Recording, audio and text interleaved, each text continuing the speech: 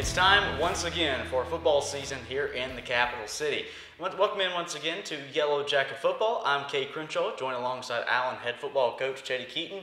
Coach, it feels just like yesterday we were wrapping up the 2022 campaign. You're back here in 2023. But first, let's go back to the spring game. Back earlier in the year, talking to different coaches, and L.C. Cole mentioned to me that he was going to spend his time away during the summer taking care of his yard, mowing the grass, planting the flowers. How'd you spend your summer? Well, I spent my summer trying to establish a mindset for our program, what our identity is going to be. I also did some of those things with the family. I went to Charleston. We went on a couple vacations. I got to go to a class reunion with some of my old high school friends. We did a lot of good things. I think I enjoyed my vacation thoroughly. When it comes to class reunions, does everybody sort of look the same that you remember, or are most people looking different than their high school days? But the people I went with were more from my neighborhood. These are the people I grew up with. We're talking about childhood friends. So I think everybody was doing well. I was proud of them. It was good to be around people other than football and administration and higher education. So I was excited to be around those guys. When you take a look back at last season, it was a year marked by a ton of injuries for your group. It seems like anytime your team got some momentum rolling, another key player would be lost to injury. As you look back, what were your takeaways? Well, I think, even with the injuries, I thought we should have did a better job of closing out games. I don't think it was all the players, and I think a lot of it had to do with the adults in the room. So we had to go back over the offseason and evaluate ourselves. Let's take it back to what I was saying about establishing a mindset, establishing a culture, understanding our roles and what we need to do. So I had to go back and redefine some roles for every individual in the organization, from the managers all the way up, understanding what we want, and this is the standard that we're trying to create in our winning culture. 4 games last year that you lost by a combined total of 13 points. I know that eats at you a lot. What will it take to close that final step? I mean, losing hurts worse than anything else in the world. But it also gives you a chance to go back and reevaluate yourself, what you're doing in the organization. How can you fix those 13 points? How can we address some of those issues in recruiting and making sure that we put the right people on the field, and also evaluate how we evaluate a player. What can he do differently? Let's not force feed things down people's throats that can't do what we actually humanly ask them to do. How can we adjust as coaches to give them a better opportunity to be successful? Well, let's look ahead to this fall. We're just a few days away from Allen's season opener at home against Erskine College. Coach, we talked about last year being marred with injuries. One of the biggest ones was you lost your quarterback. David Wright III goes down in Game 4, and this was after a freshman campaign where he led the SIAC in passing yards. You were expecting a lot of him as a sophomore. Then to lose him in the first half of the season really sort of took the train off the tracks of the game plan you had for 2022. He's back fully healthy. What can we see from him? During camp right now, he's operating and fully functioning at a high level. He's playing a vital role in our recreating the mindset of who we want to be. We want to do everything in a champion mindset, and he's done a really good job as growing as a leader. I think I first always like to say last year's team has no bearings on what's going to happen or predetermined for what's this year. I think everybody's grown a little bit more. You can see the maturity in those kids, and I think it probably burned them a little bit more that they lost those many games that close. And the reality part of it, they hung with some really, really good teams. They opened the season with a top 24 team. They played it, then turned around and played Fort Valley, which was a top 24 team, and then you turned around and you played Tuskegee, was right outside the top 24. So you're talking about they played those games really close. They did a really good job. So I think they believe they can win now. So they're just trying to go out and execute and try to not relive some of the history that we did last year. A lot of the success that may be on the docket for David is going to depend on the guys in front of him. Your offensive line unit. Back in the spring game, you put 3 different guys at center.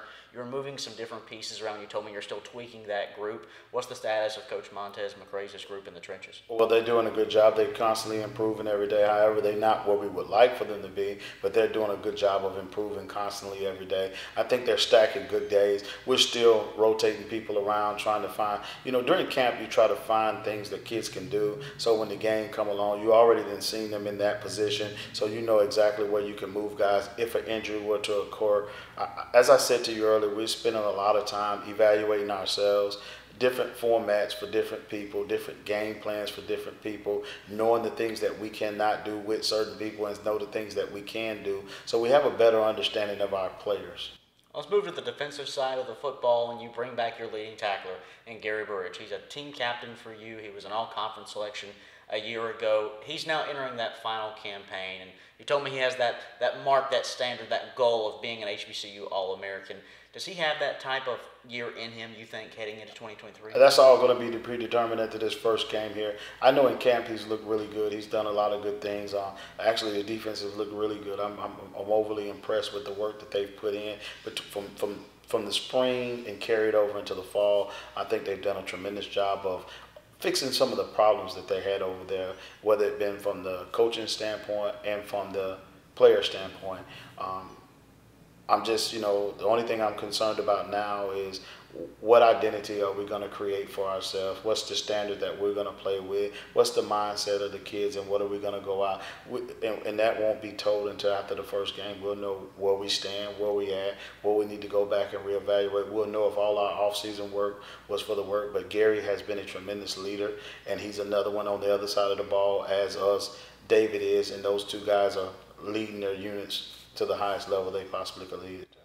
Aside the leadership of a guy like Gary Burridge, we also saw another brick that could be built on in the linebacking core last year, and a great freshman season from Caleb Pierce. 42 tackles for your group as a true freshman. He added in 4 tackles for a loss as well.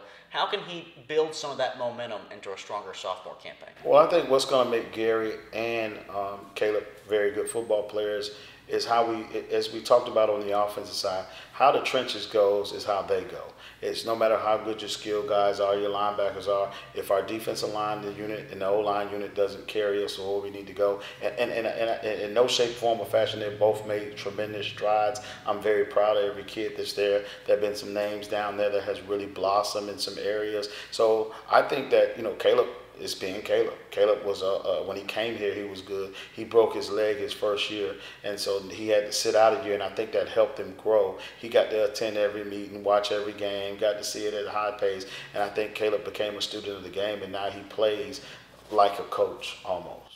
Well, that's the home team. Let's take a look at this week's opponent. It's Erskine College coming to town this Saturday down in Blythewood, a 7 o'clock kickoff against the Flying Fleet. Coach, a team you took on in 2021 and head coach Shap Boyd, it just makes sense for these two teams to play 99 miles apart, in-state opponents, but that 2021 Erskine team is much different than the one they're going to bring in here on Saturday. A lot of turnover for them.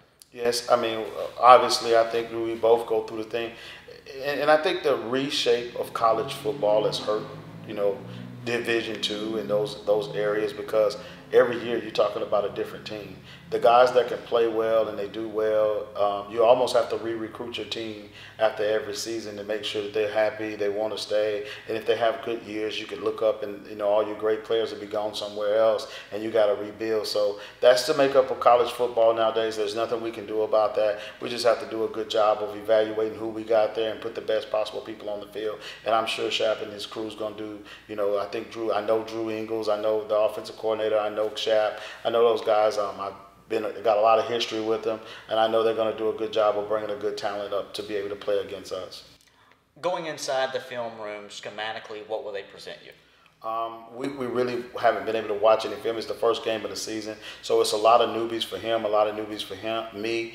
We're just going to have to go out and make those adjustments. I think whoever can make the best adjustments in the first game, that's usually how that rolls. Because a lot of unknown, you can just go back to what you had on them when you played them, and you're just looking at what they did against you. And hopefully, most coaches stay true to who they are. They're not going to go do a whole schematical scheme change.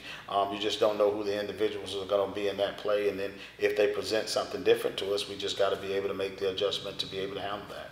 Coach, I know looking towards the end of the season, you have a championship as the goal for this team. And aside from a win on Saturday, what do you hope to see from your group that gets you closer to that goal? I think we all want a championship, but I always think realistically, we want to win every game.